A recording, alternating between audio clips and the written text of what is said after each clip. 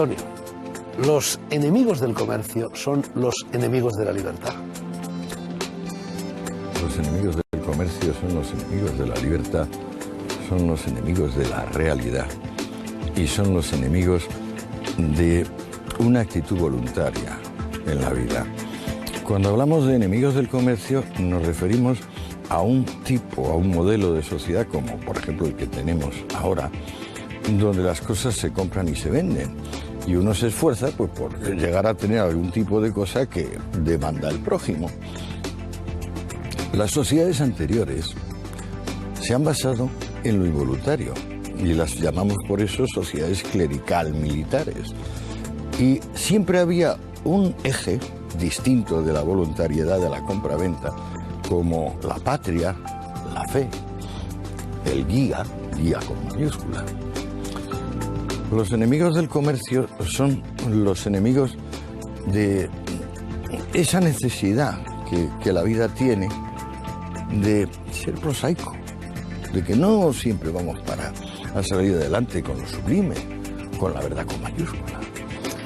Este señor se llama Antonio Escootado, es filósofo y publicó poco antes de que terminara el año 2008 este libro, Los enemigos del comercio, historia de las ideas sobre la propiedad privada. Es el primer volumen y lo publica, será también el mismo editor quien publique el segundo, lo publica Espasa. Antonio, en la portada de este libro se ve, en fin, un cuadro que reproduce la escena en la que Jesús de Nazaret, de Galilea, expulsa a los mercaderes del templo. Toda la vida pública de Jesús, dices en el libro, está enmarcada entre dos escenas en las cuales sucede lo mismo. Claro, el Evangelio de Juan describe la primera, que es cuando, siendo desconocido y por tanto echándole mucho valor, cortocircuita el funcionamiento de Jerusalén, el funcionamiento del templo, echando a los mercaderes, que si nos fijamos, no es que se dedicaban a mercadear esto o lo otro. O sea, lo que los mercaderes vendían eran ofrendas, víctimas para Yahvé, es decir, para Dios. Palomas, corderos, hasta vacas. O sea, la famosa hecatombe es un sacrificio de 100 vacas y era bastante usual en las ceremonias del Templo de Jerusalén. Cuando es desconocido, se atreve a cortocircuitar el funcionamiento de la ciudad. Es decir, es algo equivalente, por ejemplo, a que un hombre ahora se presentase en la Meca y dijese que las personas no pueden dar la vuelta al recinto y acercarse a besar la piedra sagrada. No, que es que hay que hacer otras cosas. Naturalmente esto hace falta mucho coraje. Luego, al final de su vida pública, ya apoyado en unas masas campesinas que le acompañan en el Domingo de Ramos, vuelve a hacer lo mismo. Pero ahora ya no hay que echarle tanto valor. Ahora quienes tienen que echarle valor son los comerciantes judíos, los que están allí vendiendo ofrendas y fundamentalmente haciendo cambio de moneda. Porque claro, como había tantos peregrinos que iban a Jerusalén, muchos traían monedas distintas. Y hace lo mismo, pues eso, desde el Domingo de Ramos hasta el Viernes Santo. De esta escena, la que campea en la portada de tu libro, arrancan nuestros males, lo que tú llamas filosofía del pobrismo.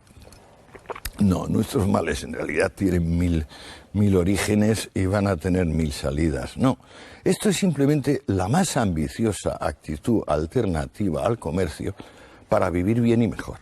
O sea, las personas pueden pensar que su meta es la libertad y que aunque la libertad ni se coma ni se pese, el no tenerla es muy duro.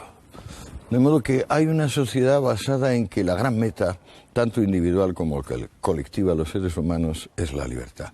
Y hay otra, casi tan antigua, pero a mi juicio un poquito posterior siempre, que es la de decir: ¿dónde demonios nos va a llevar la libertad? Nosotros lo que en realidad queremos es seguridad. Y la principal seguridad que queremos es que las cosas sigan siendo como antes eran, sin cambios. El comercio introduce cambios. Lo que acabas de decir es más o menos lo mismo a lo que apuntaba Erich Fromm en aquel libro que se llamaba Miedo a la libertad. El miedo a la libertad anida en el corazón del hombre y desde ese punto de vista no hay salida. Una y otra vez esta hidra, cuya historia tú trazas en el libro, va a asomar la cabeza. Bueno, más que una hidra, en el libro se plantea como las espirales del ADN, que como sabes se replican siendo paralelas. Yo en este caso lo que sugiero, debido a estos 10 años de investigación, ya de detalle, concreta, es que la reclamación de seguridad siempre viene un poquito después de un progreso de la libertad. Por ejemplo, Julio César, el gran estadista romano. Julio César fue el primero que intentó organizar la República de una manera que fuese una sociedad comercial, es decir, una sociedad de intercambio, donde había una autonomía municipal muy grande, y en tiempos de Julio César efectivamente se multiplicó, incluso apareció en la lengua latina la expresión novus homo.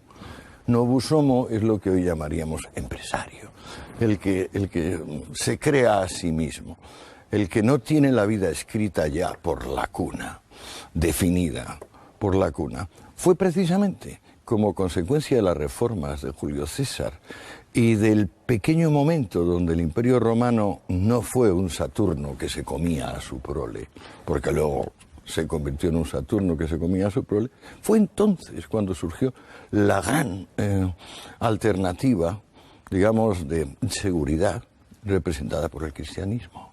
Fue entonces cuando se dijo por primera vez que dinero y Dios son enemigos, que un rico no podría entrar en el cielo y que esencialmente lo único que podían hacer las personas con sus patrimonios era venderlos y darlos en limosna. Seguridad y libertad, libertad y seguridad. Esta pregunta que te voy a hacer ahora en realidad la tenía reservada para el final del programa, pero empiezo ya a formularla. En estos momentos estamos en un periodo crítico, en un periodo crucial, en el cual parece como si después de una fase de libertad la gente estuviera demandando seguridad, aunque vaya en detrimento del otro, de la libertad. No, es que ha ido pasando una y otra vez. Por ejemplo, si te fijas en el comienzo de la Revolución Industrial, cuando el urbanismo sustituye las agujas de las catedrales por las grandes chimeneas de fábrica, también hay un rebrote muy fuerte de decir, bueno, sí, la renta per cápita sube, el poder adquisitivo sube, no podemos negarlo, pero ¿a dónde vamos? Es esta sensación de horror, no tanto al vacío, como decían los antiguos, sino horror a la incertidumbre, horror al hecho de que no están prescritas ni nuestras vidas ni el conjunto, emerge continuamente. Ahora en particular, bueno, me encantaría hablar del momento este que llamamos la crisis o la recesión, porque en realidad es una fase inevitable que viene después de todos los progresos que se hacen en el otro sentido. O sea, no vienen nunca las crisis económicas sin que hayan sido precedidas por periodos de expansión económica, expansión fuerte. En el caso actual, venimos de lo que Greenspan, el gran banquero de la Reserva Federal Americana, que acaba de sacar un tocho enorme llamado la era de la turbulencia. ¿Más grande que el tuyo? No, un poquito más pequeño que el mío. Pero lo acaba de sacar en Penguin a 8 meses, la era de la turbulencia. Greenspan dice, ¿de qué venimos? Venimos de 8 o 10 años de exuberancia irracional. ¿Qué es la exuberancia irracional? Bueno, el inaudito progreso que ha representado Internet y en general la miniaturización de los productos industriales. Volveremos a hablar de esto antes de que termine esta conversación. Nietzsche decía en el siglo XIX que la actividad del futuro más noble sería la de los comerciantes, la de los mercaderes. ¿Se equivocaba? No se equivocaba, pero si es que lo odioso del mercader para la actitud que busca la seguridad es precisamente que se enfrenta con dos colosos como la suerte y la competencia.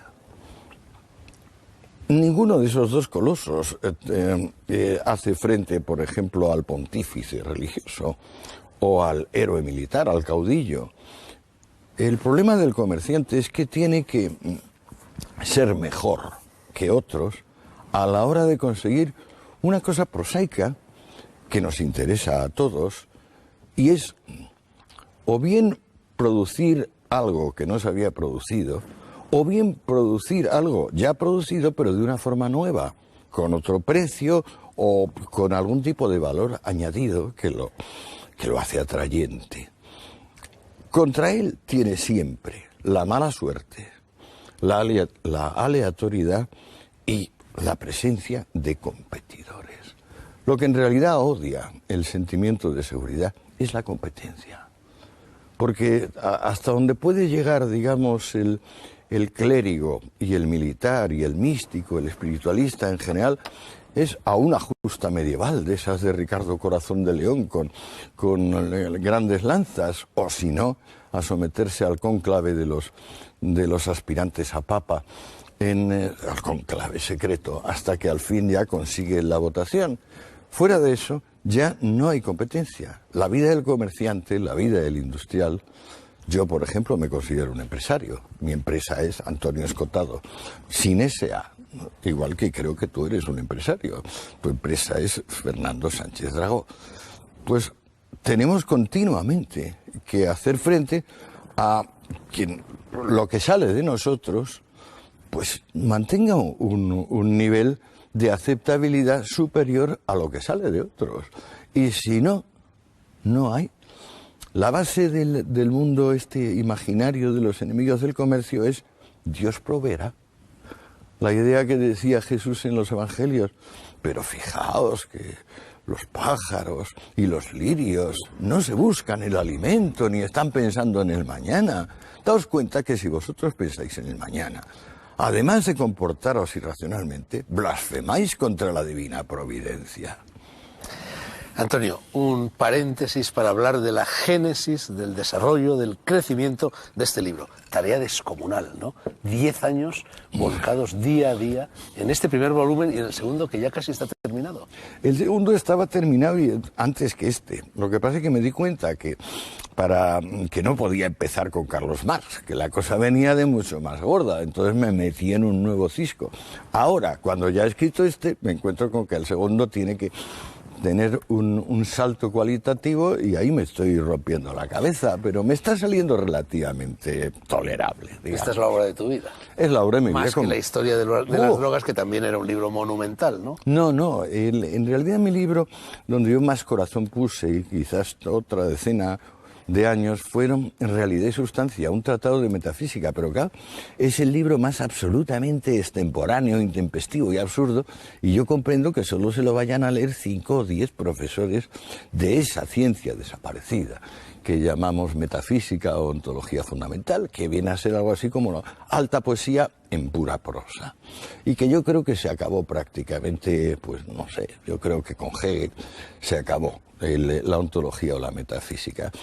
Pero no, este tiene la ventaja de que como me obliga a estudiar en cada momento la economía, la sociología, la estética, la política y luego lo que siempre ha sido el contenido de la historia, que es la peripecia personal de que si fulano y mengana estaban bien o estaban mal y que si fulano le mató al otro y toda esa parte que es lo que constituye el 95% de la historia recordada, o de la historia que está en la gente, al darme ocasión de querer saber todo de un asunto, pues no acabo sabiendo todo, pero sí que me llena las horas de cada día, las horas de cada mes, las horas de cada año. Le va dando sentido a la vejez.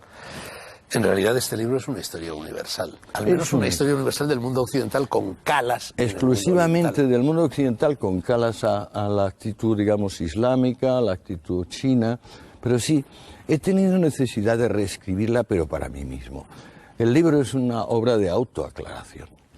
Y bueno, la mitad del tiempo ha sido evitar que la acumulación de datos no resultase estomagante. No te iba a hablar de eso. La acumulación de datos que hay en este libro, de datos además cruzados continuamente, es tiene una envergadura tan tremenda que esto sin Internet no se hubiera podido escribir nunca. Nunca. En realidad yo descubrí Internet allá por hace 5 años o así, lo descubrí como reserva de las grandes obras de la humanidad que no eran accesibles, bueno, grandes y pequeñas, por ejemplo... Las primeras fuentes. Claro, fuentes primarias, digamos, desde el siglo III de nuestra era, que es cuando se acaba la Edad Clásica y empieza el Bajo Imperio y las sombrías tinieblas del mundo seguro, pues desde entonces hasta el 18-19, que un buen lector como nosotros ya empieza a tener textos, pues todo eso, ¿dónde demonios tienen los cronicones medievales? ¿Dónde está el derecho eso medieval o del renacentista o barroco? Pues está en Internet. Es cuestión de buscarlo un poquito, pero igual que se habla de que los seres humanos no son suficientemente generosos y no ceden en limosna, entres en Internet y se observará que millones de personas regalan su tiempo en forma de le digitalizo esto, le digitalizo aquello, le hago un estudio de aquello, perfectamente gratuito. Yo, por ejemplo, mi obra está en Internet bajo un sistema que me propuso el amable hombre que me ha hecho la página, porque yo nunca me metí en esto, que se llama Copy Freedom. Copy Freedom significa usted es totalmente libre de copiar e incluso no citando. Pero si tuviera la gentileza de citar el origen, pues estaría bien. En lo que se refiere a las fuentes primarias que has mencionado, bueno, las fuentes son las fuentes, ahí no hay trampa ni cartón. Pero en cambio, en lo relativo a los demás datos que circulan por Internet, muchos de ellos son falsos, muchos de ellos están equivocados. Es decir, hace falta una tarea de verificación constante por parte del investigador, tú en este caso. La expurgación de fuentes se pueden dar gato por liebre continuamente. Siempre ha sido así. Uno de los defectos graves que tiene mi historia general de las drogas es que por las circunstancias donde tuve que escribirlo, no hay una selección de fuentes rigurosa, es decir, no se toma con la misma seriedad el testimonio de un Tácito que el testimonio de un periodista alemán que te está hablando de los hábitos de Tácito, por ejemplo, en este mismo caso. Lo que pasa es que la sección de Internet dedicada al recuerdo, a la memoria, es singularmente fiel, digna de confianza. Donde Internet empieza a flaquear es donde ya se mezcla con, que pudiéramos llamar, el aburrimiento humano, la falta de sustancia. Esa falta de contenido que hace que las personas, por ejemplo, ahora, en vez de utilizar somníferos para dormir, tengan que tener puesto el televisor, porque no se pueden dormir más que con el televisor puesto. Yo nunca se había calculado, yo creo en la historia de la medicina, que los televisores iban a ser básicamente los hipnóticos del mundo actual, pero así es. Al menos para dormir las siestas son sumamente útiles, ¿no? Antonio, el libro lleva dos dedicatorias. Una de ellas reza a Enrique Galán, que yo no sé quién es, que me dio el consejo justo sobre este libro. ¿Cuál fue ese consejo? Me dijo Enrique, que es un físico y psicólogo, me dijo, reescribe el libro. ¿Cuando lo tenías prácticamente terminado? Sí. Me lo dijo hace 5 o 6 años. Y me pareció el gran consejo, porque es que yo había ido allí acumulando la información de una manera que Hegel llamaría inmediata, pero es que el destino de lo inmediato es ser abolido. Hacía falta masticarlo, remasticarlo por completo. El segundo nombre que aparece en la dedicatoria es de un amigo común, Carlos Moya, al que llamas faro de nuestra generación. ¿Tú te consideras miembro de una generación? Sí. ¿Qué es esa generación?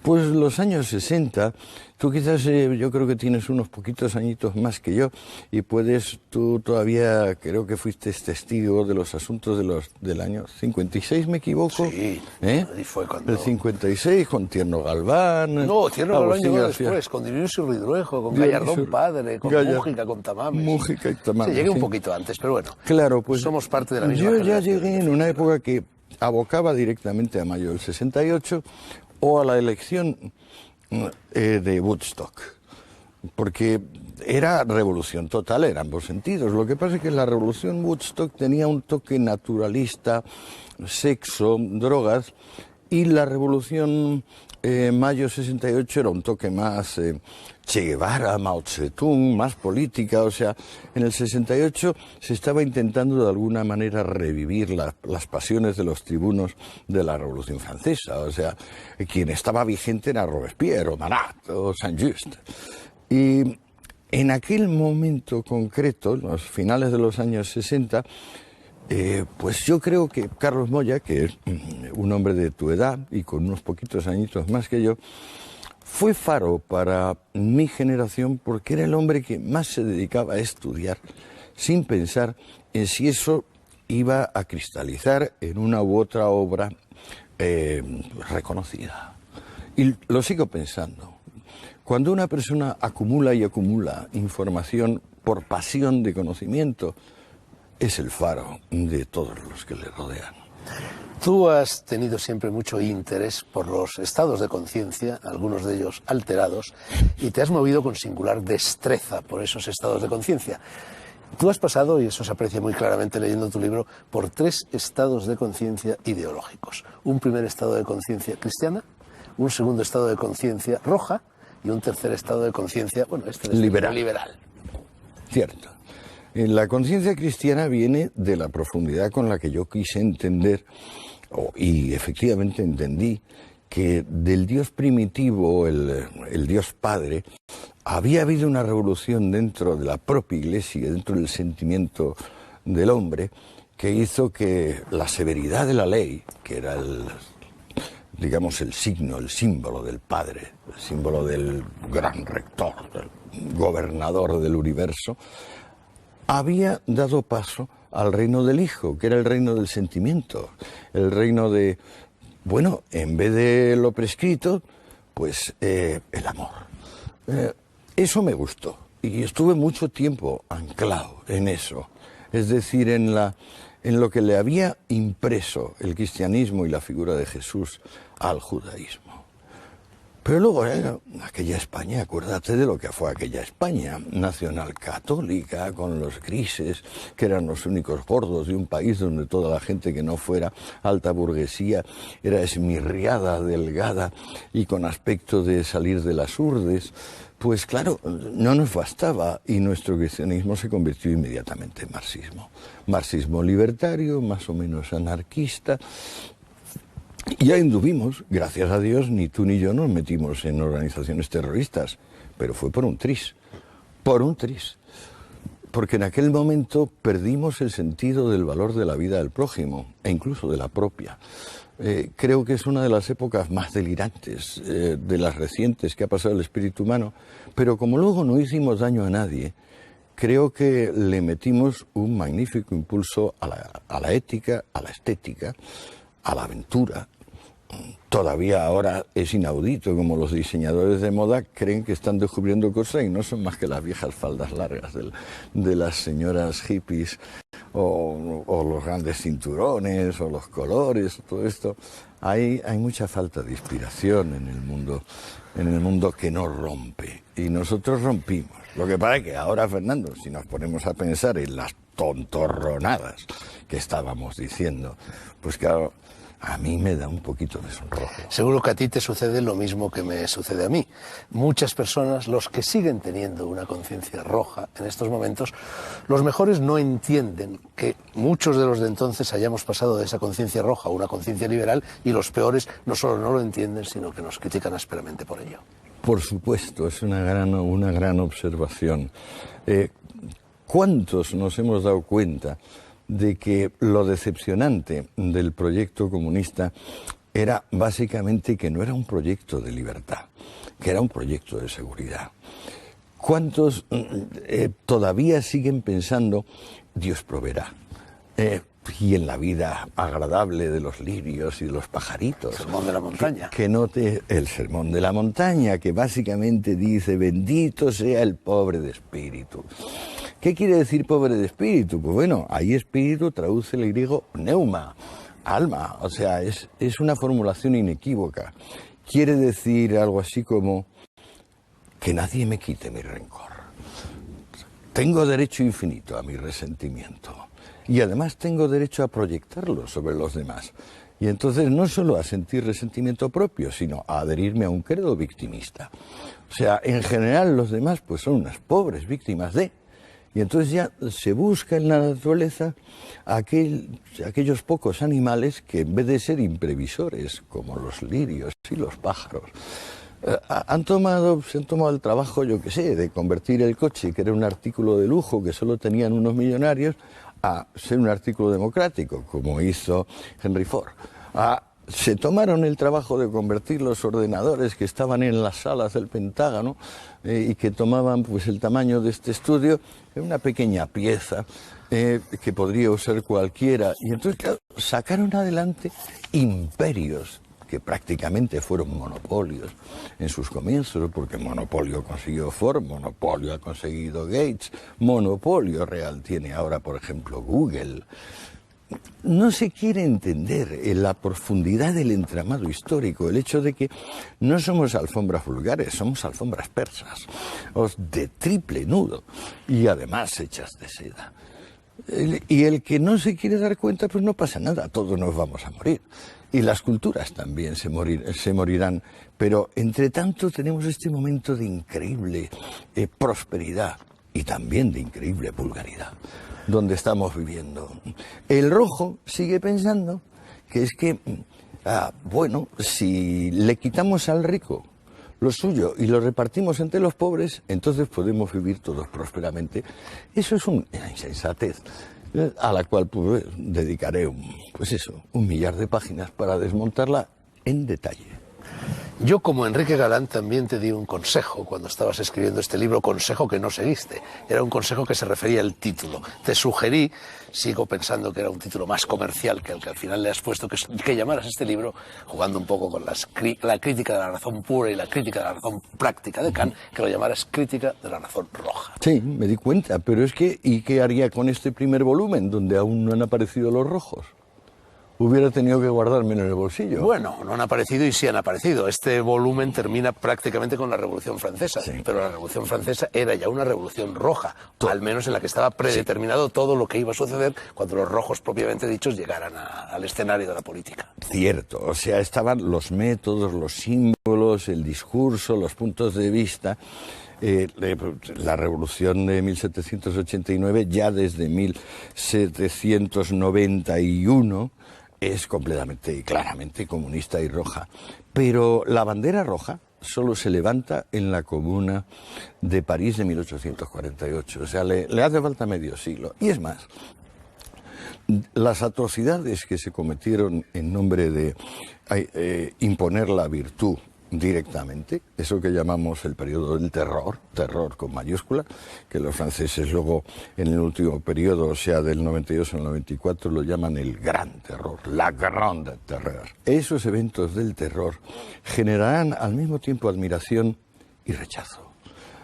El motivo de que no se llegue a levantar la bandera roja en el París de Robespierre y que sí se levante en 1848, el mismo año en que escriben Marx y Engels su manifiesto, es porque el intento de cumplir directamente la enemistad hacia el comercio enfría los ánimos. O sea, Europa se asusta realmente.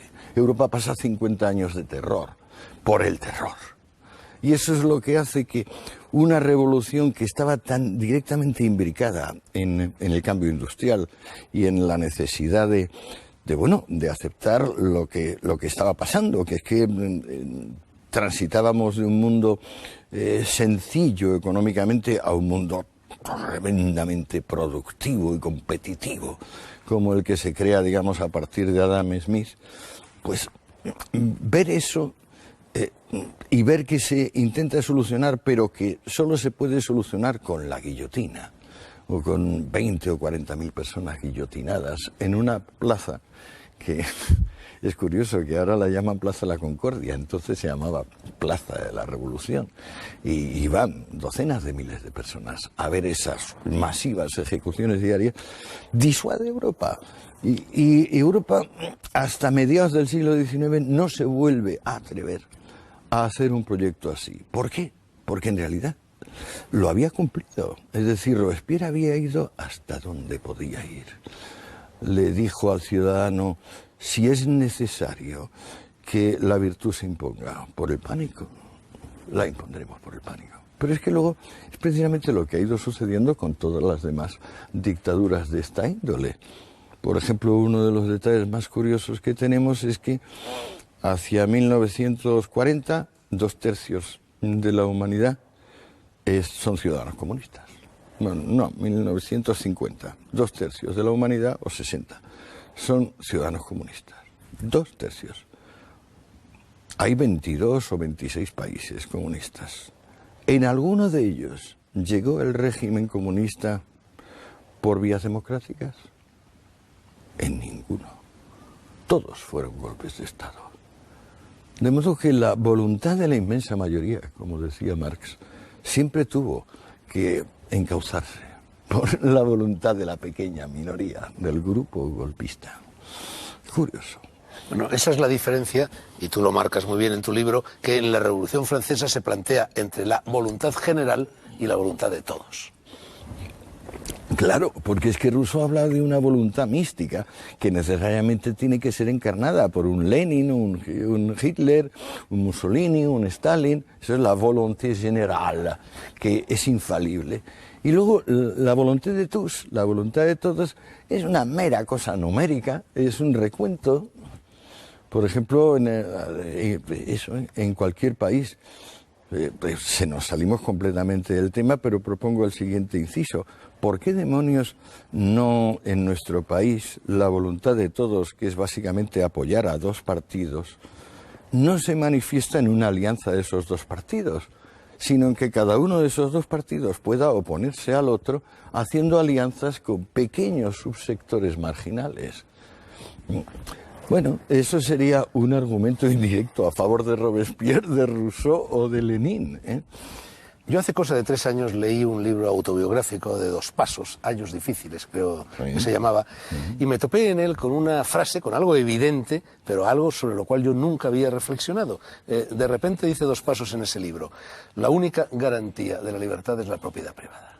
En definitiva, tu libro persigue este concepto, glosa este concepto y demuestra la veracidad de este aserto. Claro, no, o sea, en realidad toda la dantesca situación que viene desde el Bajo Imperio, o sea, desde la crisis posterior a los antoninos, o sea, Marco Aurelio, Trajano, que fueron los últimos emperadores más o menos bien intencionados y competentes, hasta prácticamente, ¿qué te voy a decir yo?, la revolución comercial que se llama, el siglo XII, XIII, es que los derechos de propiedad no se pueden transmitir. Pura y simplemente no se pueden transmitir. Yo no lo sabía. Cuando me puse a escribir este libro, no sabía que el derecho medieval prácticamente no protegía la propiedad privada, que había disuelto los límites de la propiedad privada. Si te fijas en tiempos de Carlomagno, un poco antes, un poco después, la propiedad es de todos y de nadie. O sea, tal feudo pertenece primero al rey, luego al obispo de turno, luego al noble local, luego al pueblo, luego a tal familia. El derecho medieval está caracterizado por pleitos donde alguien intenta vender algo, incluso un bien mueble, digamos un caballo, una armadura, y viene la familia y anula esa venta, diciendo que se ha atrevido a considerar suyo lo que es de todos. Si leemos las capitulares de Carlomagno, las de Luis el Piadoso, Ludovico Pío, su hijo, descubrimos no ya una cosa antipropiedad privada, descubrimos el gran manifiesto que dice que aquí no va a haber comerciantes. En lenguas medievales la palabra negotiator, o sea, comerciante, empresario, desaparece prácticamente entre el siglo VI y el siglo XII. No se existe. O sea, es un desvanecimiento léxico colosal que revela hasta qué punto el cristianismo, y es una vergüenza que los historiadores no lo hayan reconocido como tal hasta ahora, el cristianismo se lleva el gato al agua y crea una sociedad completamente comunista. Lo que pasa es que las sociedades comunistas nunca han podido prescindir de un guía, tanto de un guía religioso, que es el ideólogo, acuérdate de Suslov, como de un líder militar, que es el mariscal fulano, el mariscal sutano. En el fondo, digamos, las soluciones igualitarias siempre han tenido como gran debilidad el hecho de que no podían difundir la decisión. O sea, no se podía hacer mayoritaria la elección.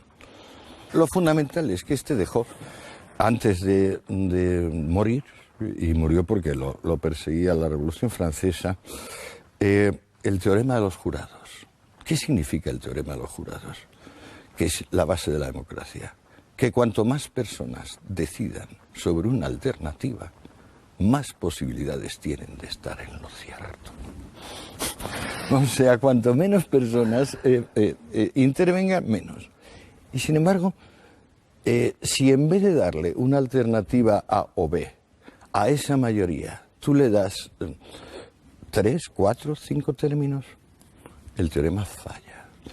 De repente ya las personas no aciertan. La base de la democracia es que millones de personas, cientos de miles de personas, sean convocadas a decir ¿qué elige? Siempre que elijan en 2 términos. En cuanto te pases de ello, ya no. Paradoja. En Grecia y en Roma nunca se cuestiona la propiedad privada. Llega el cristianismo, la propiedad privada se pone en cuestión y, sin embargo, el cristianismo pretende hundir sus raíces en lo greco-romano. Esa contradicción está ya en Platón, está ya en la República. Claro, pero eso es lo que luego Marx llamará superestructura e infraestructura. O sea, es algo así como que las instituciones en parte son nada más que pensamiento y en parte son nada más que necesidad objetiva. Lo que no se toma suficientemente en consideración es que hay una dialéctica, un movimiento interno dentro de la Iglesia que haciendo que surja como un movimiento de los pobres, es decir, como el gran triunfo del pobre de espíritu y también del perseguido, del humilde y del ofendido, va a hacer que se convierta en iglesia propietaria. Y de ahí finalmente las grandes guerras medievales y que terminan en el Renacimiento o finales del Renacimiento. La Iglesia tiene que, por una parte, asumir, y la asume, la herencia del gran saber grecolatino. Por ejemplo, hay que tomar en consideración que los padres de la Iglesia, San Agustín, San Ambrosio, y algunos más, San Jerónimo, por supuesto, y los padres capadocios, consideran que son sabios, hombres como Sócrates, como Séneca. O sea, entienden que los estoicos, en general, la escuela estoica, es una escuela paracristiana, semejante y digna de consideración. Pero es precisamente en los padres de la Iglesia, que es un movimiento del siglo IV o V, donde se despieza bien el mensaje del Sermón de la Montaña de Jesús. No es solo que el rico es malo y el pobre es bueno. No. San Agustín y San Ambrosio, sobre todo, también San Juan Crisóstomo, precisan que la compraventa es mala en sí. Porque tiene que haber siempre alguien que pierde y alguien que gana. Que en realidad el perjuicio que se sigue de admitir que haya comerciantes es admitir que haya movilidad social. Es decir, que la gente no esté definida enteramente por la cuna de la cual parte. Esa movilidad social le parece a San Agustín o le parece a San Ambrosio mórbida. ¿Por qué es mórbida? Porque las personas pueden aceptar la desdicha de haber nacido esclavo o hijo de esclavo o el favor de haber nacido hijo de rey. Pero que haya merecimiento, es decir, que haya una relación de causa-efecto distinta de la violencia entre la situación actual de una persona y su origen, la base, digamos, lo principal que me ha permitido descubrir este libro es que no se ha odiado al rico militar o al rico clerical. Se ha odiado fundamentalmente al rico que había nacido pobre y que por sus fuerzas, digamos, cambió la situación. Se odia a la sociedad, digamos, del cambio. Se odia a esta sociedad que viene con el comercio donde, bueno, unos nacemos ricos y morimos pobres y viceversa. La mala de esta película, de tu libro, es la Revolución Francesa. Al menos al término del primer volumen. Veremos a ver lo que sucede en el segundo, donde imagino que esa maldad se traslada a escenarios más cercanos. Hasta tal punto de que el penúltimo capítulo de tu libro se llama La purga apocalíptica. La Hélade había suministrado al mundo occidental 2 modelos políticos de organización de la sociedad. Uno era el ateniense y otro era el espartano.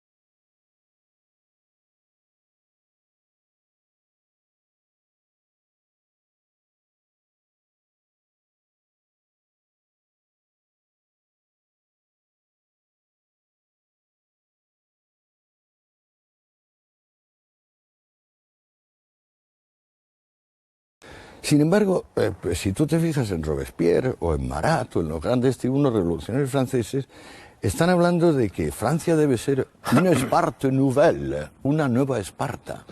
Debe ser repartida como la habían repartido los espartanos, debe ser convertida en cuartel y en templo de adoración nacional. Otra de las cosas que tiene de conexión inevitable el comercio consigo mismo es ser cosmopolita. Esto que llamamos ahora la globalización, por ejemplo, no es más que un subfenómeno del desarrollo del comercio. Con el comercio ha venido la más grande revolución que el ser humano ha conocido, a mi juicio, que es que las personas se hagan profesionales. Hasta entonces las personas no eran profesionales. Unos habían nacido campesinos y los otros, bueno, el único cauce de movilidad social era la iglesia y el ejército. Pero no había alguien que centrase su vida en yo soy un experto en hacer esto. Y no solo soy un experto en hacer esto, es que esto me da una alegría y me permite hacer frente a la muerte sin temblor. Antonio, en tu libro está muy claramente descrita algo que yo llamaría la confusión tipográfica de la Revolución Francesa. La Revolución Francesa se lleva a cabo en nombre de la libertad, con minúscula, y poquísimo tiempo después de que estalle, esa libertad con minúscula pasa a ser libertad con mayúscula, se deifica. Lo mismo sucede con la razón, se hace también en nombre de la razón con minúscula, la razón ilustrada, prácticamente al día siguiente de la toma de la Bastilla, la razón se escribe con R mayúscula y pasa a ser una diosa. Es decir, en nombre de la secularización se produce todo lo contrario, una confesionalidad de la revolución. Muy bien, Fernando, se ve que lo has leído muy bien. Es que el mundo precomercial es básicamente patético-enfático. El mundo comercial es prosaico. Prosaico en el sentido en que es prosaica la ciencia. O sea, que es que en realidad no puedes decir que una ecuación sin despejarla y ver que normalmente tiene muchos decimales. Esta actitud de observación concreta y de, digamos, de trial and error, de ensayo y error, pues esto es lo que caracteriza, por ejemplo, yo qué sé, yo escribo este libro y a lo mejor no lo va a leer nadie. Tú llevas este programa y a lo mejor desciendes o subes en audiencia. Desde la perspectiva comercial, desde lo que se llama sociedad comercial, que es la sociedad liberal, o la sociedad basada en que el valor supremo es la autonomía, aunque esto implique indeterminación, comparada con la otra, que es la sociedad de la seguridad. Entonces ya no se puede hablar de la libertad con minúscula en el sentido de iniciativa práctica, de que tú puedes seguir con este programa o yo puedo seguir escribiendo, pero si no quisiéramos, no querríamos. No. Todo se convierte en absolutamente importante. Hay un tono, digamos, de relieve, que por eso he llamado antes patético-enfático, pero que se puede emplear en otros sentidos, que es misional, por ejemplo. No sirve para ello. Dogmático, no sirve para ello. Cuando vemos que la vida está tan llena de, no ya de cambios, sino de cambiar de idea. Y si no cambias de idea, entonces pues simplemente te conviertes en una estatua de sal, como la mujer de Lot. Siempre hay esta reserva de decir, no, es que ahora, antes había una libertad mera, simple libertad. Ahora hemos deificado a la libertad, como Weber hace. No es que tengamos procesos racionales y que unos despejen bien las ecuaciones y otros las despejen chapuceramente. No, hemos cambiado todas las iglesias de Francia y más de 1000 templos. Son templos a la razón, con mayúscula. Esto es consustancial, porque si tú te fijas luego en el proceso que se puede dar en la China de Mao o el que se da en la Rusia de Lenin, siempre implica el mismo movimiento patético, enfático, dogmático, adjetival. Empiezan a importar mucho más en el discurso los adjetivos y los adverbios que los sustantivos y los verbos, aunque los sustantivos y los verbos son la esencia de la lengua. Por ejemplo, en el 19 la primera reacción que se tiene ante la revolución industrial es el gran movimiento utilitarista, la razón utilitaria. Bueno, pues si tú luego te pones a mirar en detalle qué dice Malthus, qué dice Ricardo, Bentham, no hablan son hedonistas, no hablan de lo deseado o de lo que deseamos, no, hablan de lo deseable. Se hace todo adverbial. Igual sucede con los revolucionarios franceses, o sea, el lenguaje se convierte en una caja de resonancia emotiva, en vez de en un vehículo de traslación de información objetiva. Antonio, nos quedan apenas 10 o 12 minutos y querría dedicar los últimos minutos, eso será después de los anuncios, pero antes te quiero formular un par de preguntas de respuesta breve, por favor. Sí. Era Toynbee y otros muchos autores quien dijo que el socialismo y el comunismo eran sectas o herejías del cristianismo. ¿Estás de acuerdo? Estoy completamente de acuerdo. Pero sectas, es que el propio cristianismo es secta. Yo creo que hay como una íntima copertenencia en el corazón humano y sobre todo en el corazón del occidental y del hombre culto, donde por una parte somos comunistas de alma, en parte por compasión de los demás y en parte por quizás autodesprecio, y otra parte donde somos liberales y queremos, bueno, que no se nos corten las alas. Pero que esto está dentro del ser humano. Por tanto, no estoy tan de acuerdo como que sean sectas, como que el ser humano tiene esta cuestión que despejar dentro de sí mismo. Si el victimismo es el camino o no lo es. Otra paradoja. Dentro del cristianismo se produce cuando llega Lutero, cuando llega el protestantismo, cuando llega Calvino. Se detiene, en cierto modo, el proceso de oscurantismo iniciado por el catolicismo y aparece algo que, en definitiva, va a conducir al capitalismo. Lo bueno es que ya lo ha conducido. Yo lo trato con más de cerca este asunto. El capitalismo ha llegado ya con la letra de cambio, que posiblemente es el gran invento de los judíos para defenderse de las terribles persecuciones medievales. Y esto estamos hablando del siglo XII. Calvino y Lutero son del XVI y van a producir esa gran perla de la realidad de la libertad que es Holanda, la Holanda del siglo XVII. País admirable, donde sí, los haya. Claro. No, con Calvino y Lutero lo que queda muy claro es que el cristianismo se quita la hipoteca pobrista. El cristianismo tiene suficientes contenidos, piensan Lutero y Calvino, también lo piensa la Escuela de Salamanca, también lo piensa la Contrarreforma. El cristianismo no necesita ser pobrista. El cristianismo es la enseñanza del amor y el cultivo del respeto interpersonal.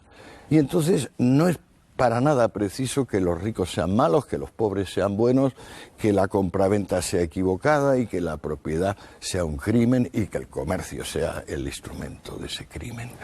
Con Calvino y con Lutero queda claro, pero queda también claro con Molina, con Báñez, con Suárez, con Soto, con los españoles de la Contrarreforma. Es simplemente que el mundo ha progresado ya hasta un cierto punto donde las viejas, digamos, la vieja construcción esta de buenos y malos, verdadero o falso, claudica. O sea, lo que realmente sufre con la sociedad comercial es el maniqueísmo, el dualismo, el que podamos realmente decir de una cosa, esto es completamente esto y nada de lo otro. Lo de hoy, la crisis, la recesión, la depresión, que también está en este libro, aunque este libro de momento es el primer volumen, se detenga en la Revolución Francesa, llegará después de los anuncios.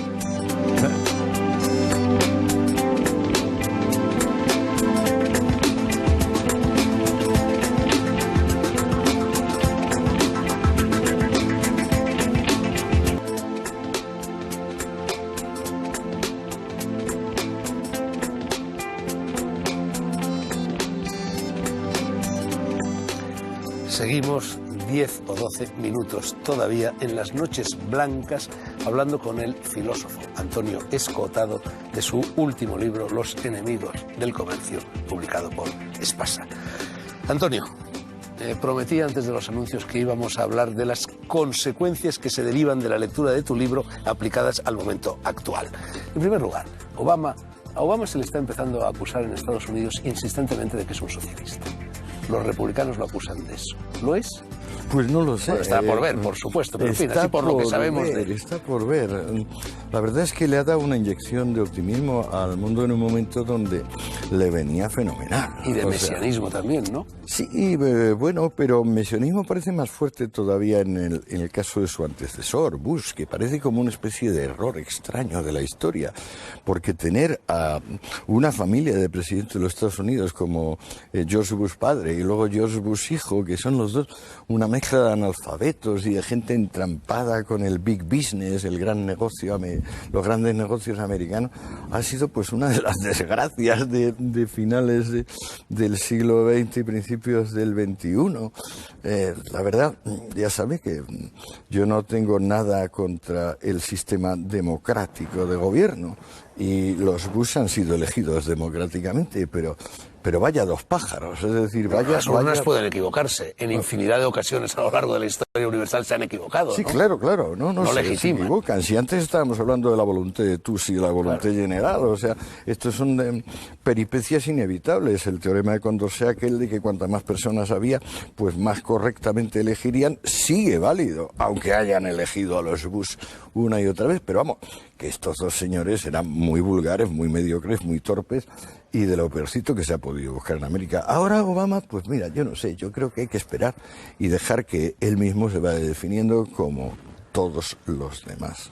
¿En qué parará la crisis actual, si es que para? ¿El liberalismo saldrá indemne de ella? Porque en estos momentos, una vez más, está puesto en tela de juicio. Bueno, es que se le acusa de haber causado lo que no ha causado en modo alguno, pero en fin. Es una de las ridiculeces. Se supone que el fraude, la estafa, que es el consustancial a la sociedad clerical militar, que es lo que hacía, digamos, pues la sociedad espartana, la sociedad romana, la sociedad medieval y la sociedad anterior al régimen democrático de transparencia, elecciones y prensa libre, que es el que tenemos. Bueno, se le atribuye la estafa y el fraude al mundo liberal cuando en realidad es la hipoteca que arrastra de ser el heredero de sociedades clerical militares. Encima se pretende que de esta crisis en concreto, de la que espero poder decir algo un poco después, que esta crisis se va a resolver con más regulación. Y esto es completamente ridículo. Esto es tan absurdo como pensar que el problema de que tenemos pocos hijos en España o de que hay miedo al matrimonio se va a solucionar con la Ley Integral de Violencia de Género del 2003, que lo que hace es poner el matrimonio mucho más peligroso y entonces, pues claro, va a reducir inevitablemente, va a producir una chepa demográfica a su debido tiempo. No puede solucionarse la crisis actual con más regulación, pura y simplemente porque los problemas de la crisis actual se deben en gran medida a la regulación. Lo que pasa es que a una mala regulación. Las personas que hablan de esto deberían informarse. Por ejemplo, deberían informarse de que la prensa en España y en los demás países, en vez de aclararle a las personas lo necesario en todo problema, que son contextualizar, relativizar los fenómenos, vincularlos con fenómenos contiguos, anteriores o paralelos, en vez de hacer esto, pues prefiere atizar las llamas del alarmismo. El alarmismo es lo que ven. Creo que tienes en ese libro algo al respecto de la crisis. Claro, bueno, es que en 1837 se echa de menos que un solo órgano de prensa en España, o que yo sepa en el mundo entero, no recuerde que cada vez que ha venido un periodo de gran expansión económica, que es el que nosotros llamamos exuberancia irracional, y ha venido determinado primero por las empresas.com y luego por Internet, cada vez que hay un periodo de exuberancia irracional, sigue una fase contractiva. O sea, inevitablemente, como es en la vida, o sea, cada vez que uno hace mucho ejercicio, luego se queda, digamos, sin aliento. Eso es dialéctica hegeliana, tesis, pura, antítesis, claro, pero es síntesis. que es elemental. En 1837, un gobernador del Banco de Inglaterra, llamado Lord Overstone, aquí me traigo la chuleta, que es la historia del análisis económico de Schumpeter, en 1837 dice algo que, a mi juicio, si lo dijese una sola televisión, el público se calmaría. Esta lo va a decir. Ahora, que esta televisión lo va a decir. Esta lo va a decir, sí. Hombre, no es exactamente un telediario. No, no lo es. Ni lo va a algo decir es algo. ni Zapatero ni Rajoy, pero algo es algo. En 1837, es decir, hace unos 170 y pocos años, el gobernador del Banco de Inglaterra, encontrándose con un fenómeno recurrente, le aclara al público inglés que después de periodos de gran actividad económica se sigue él lo llama un estado del comercio. Ahora nosotros lo llamamos ciclos. También ahora sabemos que los ciclos son parte de superciclos mucho más amplios, de 40 o 50 años, pero el Lord Overstone dice que el estado del comercio en 1837 va a seguir por las siguientes 10 etapas. Reposo, mejora, confianza creciente, prosperidad, excitación, recalentamiento, convulsión, presión, estancamiento, escasez y nuevamente reposo. ¿En cuál estamos ahora? Yo creo que ahora estamos prácticamente en la fase de... Me parece que estamos al principio, excitación. Yo diría que estamos al principio. O sea, creo que el ciclo actual incluye varios ciclos negativos adicionales, va a ser uno de los más largos, pero es que también corresponde a una de las fases de alza más largas que ha conocido la historia económica de los últimos, digamos, 50 años. Consumismo, propiedad privada, libertad de comercio, ¿son parámetros equivalentes? Pues parece que sí. Sí, yo creo que el gran tema de ahora para el futuro es ver si esto que tenemos, que es una sociedad de consumo donde el poder adquisitivo ha crecido fantásticamente y hay un acceso a muchísimos más bienes y servicios para muchísimas más personas que nunca, si esto es suficiente, si esto complace a nuestra alma, si esto calma nuestro corazón. Hay un dato que es absolutamente imprescindible recordar, Fernando, que es que nuestras estadísticas, y aquí no se equivocan, no es el manejo de estadística que hacen los políticos para echarle en cara al uno al otro en vista de las elecciones, no, hablamos de una estadística más seria. Desde 1770, un poquito antes de la publicación de La riqueza de las naciones de Smith, hasta 1990, un periodo muy amplio, 220 años, tenemos una media de crecimiento en la renta per cápita para el mundo occidental. Esa media es el 2%. Eso quiere decir que cada siglo nuestra renta per cápita se ha multiplicado por 200. Es inaudito que, sin embargo, durante el primer siglo, donde sucedió esto, donde iba creciendo todos los años a una media del 2, que eso implica que unos años al 3 o al 4 y otros años al 1, que precisamente en el primer siglo, o sea, de 1700, vamos a decir de 1800 a 1900, lo que se fuese, en vez de sintiendo ese crecimiento del nivel de vida, esa afluencia de bienes y servicios, lo que se sintiera es cada vez más la lucha de clases, la guerra entre pobres y ricos, y que desembocase en las grandes revoluciones comunistas de principios del siglo XX, que duraron prácticamente hasta mayo del 78. Antonio, llevamos 62 minutos, se nos ha acabado el tiempo, pero tengo por lo menos 3 o 4 preguntas y te ruego respuestas rápidas que quiero formularte. Una, inciso español, estremece.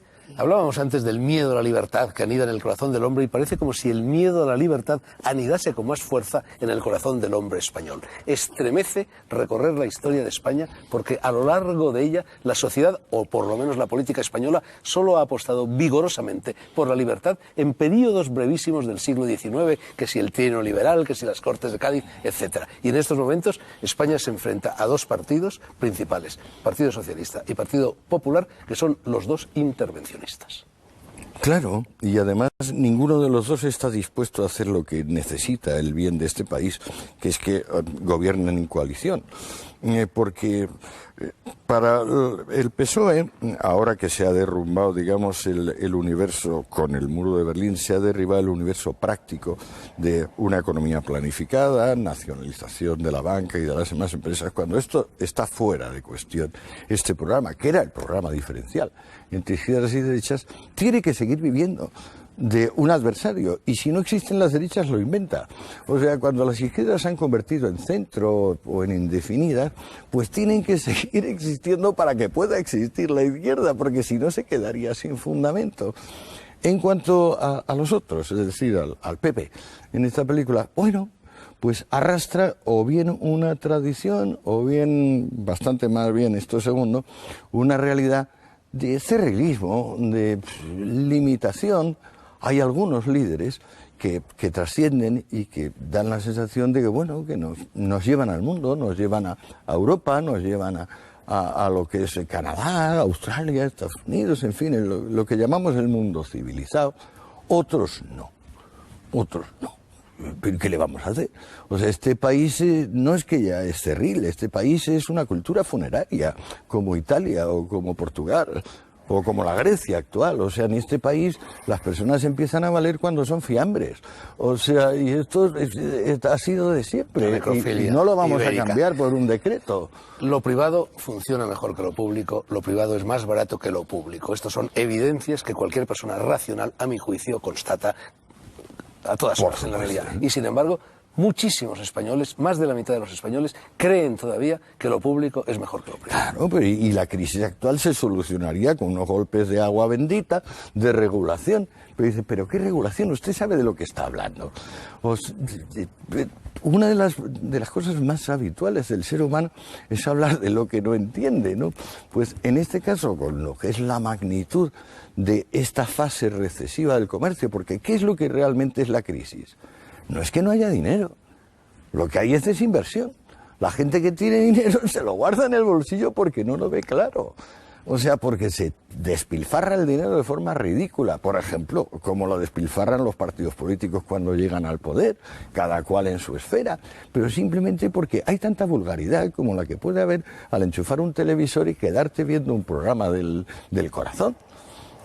¿Democracia significa forzosamente prosperidad económica? Te lo pregunto y me voy ahora a Oriente, porque yo creo que en Oriente está asomando un nuevo y sorprendente modelo, que es el chino, que se están comiendo el mundo, como sabes, y en China se produce una curiosa mezcla entre autoritarismo político y liberalismo económico. ¿Esa fórmula tiene futuro? Yo creo que no. O sea, ojalá. Ojalá para el mundo, porque la verdad es que China está tirando como una locomotora del mundo, como tiró Alemania en los años 60-70. Ojalá. Pero me parece que es un poco tigre de papel, como decía Mao de sus contrincantes capitalistas. Hay que hacer ahí un cambio en profundidad. Y este movimiento enorme migratorio que tiene China del campo hacia unas pocas ciudades, o sea, ojalá se mantenga y se pueda consolidar. Y las Olimpiadas lo han puesto un poco de relieve y tal. A mí me parece que es imposible sacar adelante una economía que no se base en las diferencias estas de salario tan brutales que tienen los chinos, como tienen hasta ahora. Que los chinos, en cuanto sus salarios suban un poco, ya no tienen margen comercial para producir y para exportar. O sea, todo el progreso de China está basado en el subdesarrollo de China. En el momento en que China o la India consigan unas tasas más altas de desarrollo, van a encontrar cada vez más dificultades para importar y exportar, para mantener ese equilibrio que es el verdadero equilibrio de la vida económica, que es producir algo parecido a tu capacidad adquisitiva. Última pregunta. Europa, una vez más, va a caer en la tentación de los aranceles frente a la avalancha China, India y del sudeste asiático? Yo creo que Europa lo tiene bastante regular. ¿Europa o Estados Unidos? Yo creo que Europa lo tiene bastante regular porque el continente está viejo y además tiene poco entusiasmo. Yo miro como focos de desarrollo inmediato mundial económico a Brasil, por ejemplo.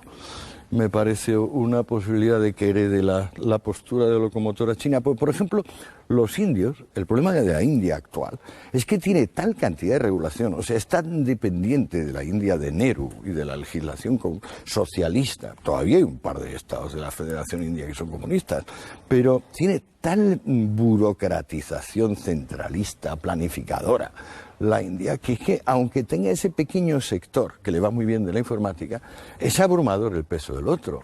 O sea, en la India ahora es muy fácil tener un teléfono móvil, pero que te llegue la corriente eléctrica y no se te pudra porque te falla la corriente eléctrica todo el alimento que has metido en la nevera, eso es irrealizable. ¿Y Rusia? Rusia tiene una posibilidad buena, a mi juicio, con sus reservas energéticas y además tiene que... Ahora ha cerrado el grifo del gas y Europa literalmente se ha puesto a temblar. Muy bien. No, a mí la verdad es que ese pueblo con lo que ha sufrido y viene sufriendo desde Iván el Terrible de antes, pues no le puedo desear más que bien, y creo que no puede ir más que a mejor, porque todo lo que ha padecido desde Iván el Terrible es un espanto. Pero Rusia puede convertir una sociedad feudal de bandidos, de grandes bandidos, como los jerarcas ahora que se han quedado con el suministro energético, lo puede convertir en una solución original, como la que más o menos se produjo en los Estados Unidos de Norteamérica a partir de Andrew Jackson. O sea, cuando se acabó la primera generación de grandes liberales y de estadistas y el país empezó a sacar adelante las castañas del fuego, pues eso con lo que podemos llamar capitalismo salvaje, entre comillas, salvaje. Antonio Escootado, Los enemigos del comercio, historia de las ideas sobre la propiedad privada. Primer volumen. Espasa. Palabras mayores, nunca mejor dicho. Más grandes no las hay. Antonio, salud, dicho sea en un contexto diferente a cómo se utilizaba esa palabra en la Revolución Francesa. Es cierto, gracias Fernando, muchas gracias. Hemos terminado.